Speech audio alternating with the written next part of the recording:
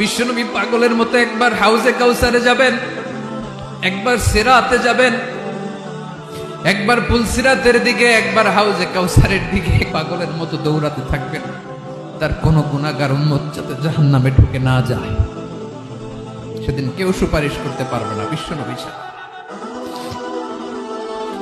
এজন্য 5 নম্বর আল্লাহ বললেন, মান যাল্লাযী ইয়াশফাউ ইনদাহু ইল্লা বিইযনিহি।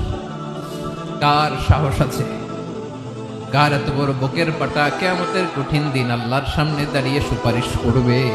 কারো ক্ষমতা নেই, কারো ক্ষমতা নাই।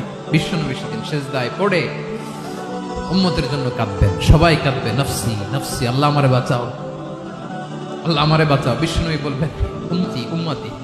বিশ্বনবী আমার জন্য কাঁদবেন, আপনার জন্য কাঁদবেন, আমাদের জন্য সেদিন কেঁদে কেঁদে জাহান্নামের দরজায় দাঁড়িয়ে আমাদেরকে টেনে টেনে জান্নাতে ঢুকাবেন।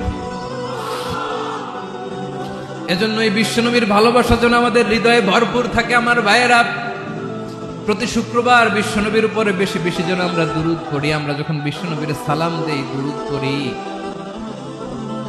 একদল স্পেশাল ফেরেশতা আছে যারা বিশ্বনবীর দুরূদটা নিয়ে সরাসরি বিশ্বনবীর রওজায় যায়, যে বলে অমুক